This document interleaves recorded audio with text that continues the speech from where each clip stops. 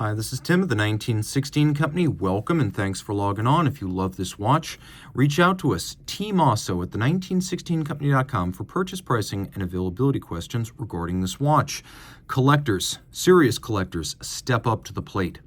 The era of the 70s and 80s at Breguet was a fascinating one, a whirlwind of creativity. It was also part of the dawn of the modern luxury wristwatch era. At the time, Breguet, overseen by Chaumet brother ownership, managed by François Baudet, and creatively led by Daniel Roth and Louis-Maurice Caillet, created the landmark watches, of which one, the 3130, launched in 1983. Well, a lot of folks who understand Breguet of this era understand that when you add a 7 to those references, you get a display caseback model with engraving. So this is the 3137 with pre-1995 hallmarks between the lugs. What we've got here is an exceptional example of a 3137 with the sapphire cabochon. The combination of these two features, incredibly uncommon. So not only is this one of the most important products of an important brand during an important era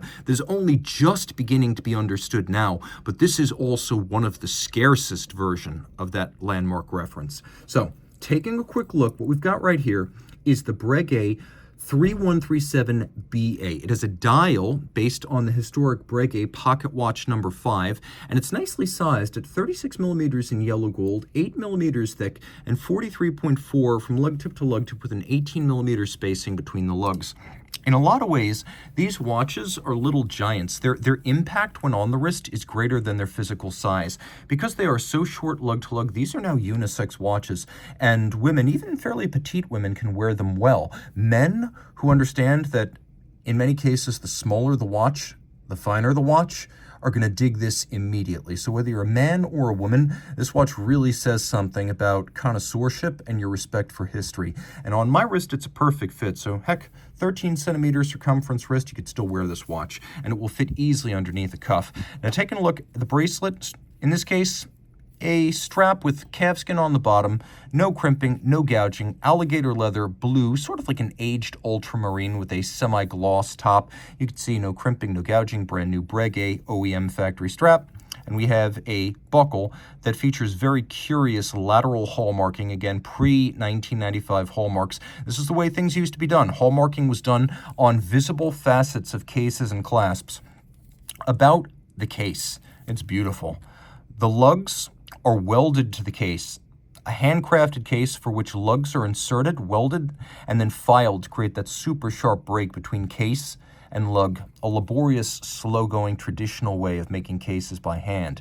The case flanks cold rolled and then finished in a jig to clean up the detail. That sapphire cabochon, so rare on 3137s.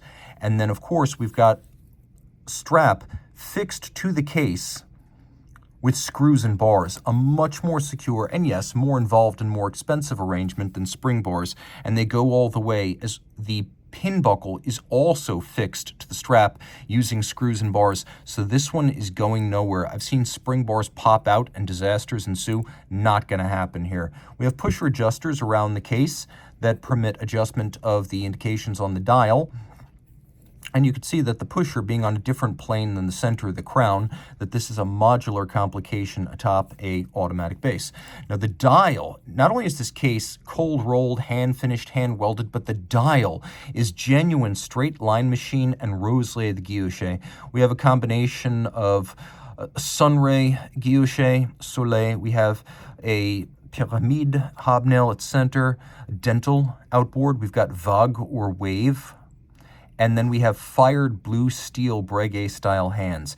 This would have been exhaustively crafted by an artisan using hand lathes, very traditional reductive guilloche. This is nothing like stamped guilloche.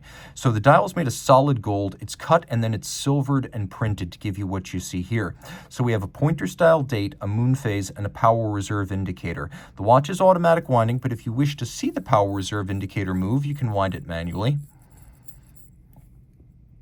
Again, Breguet Pocket Watch number 5 was the inspiration for the dial design of the 3130 and consequently this 3137.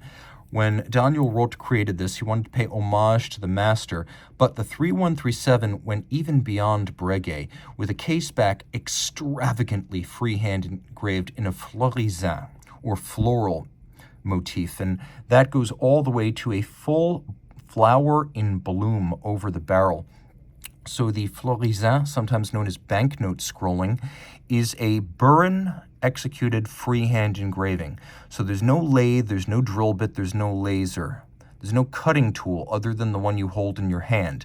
Make a mistake, you have to scrap the bridge. And you could see that not only the bridges, but also the edge of the base plate have been freehand engraved. It's based on a Breguet P71. So the P71 debuted back in the 70s as one of the first truly ultra-thin automatic movements. You can see its distinctive 3/4 rotor and open barrel allow the base to be only 2.4 millimeters thick, which allows this watch to be as thin as it is despite the modular complication. It has a 3 Hz beat rate and a 45 to 50 hour power reserve. You can see one of Breguet's modifications, upgrading it with a free sprung balance for greater shock resistance and also precision of adjustment.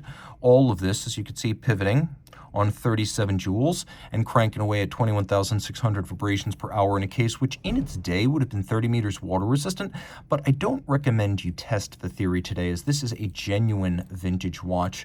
Taking a look at the barrel, you can see the coiled mainspring and it coils toward the center as you wind the watch. You can also see that in addition to the florizin, we also have mirror polished screws, engine turning on the base plate, gold gilding across every surface, and yes, mirrored anglage on the edge of the bridges. This is a work of art. Now it's true, you can buy Daniel Roth watches today that are new manufactured by La Fabrique du Temps.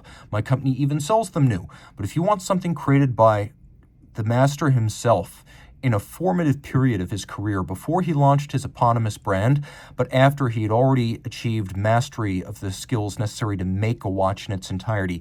This watch is emblematic of that era, a golden era for him and for Breguet, which is only now just beginning to be understood by collectors.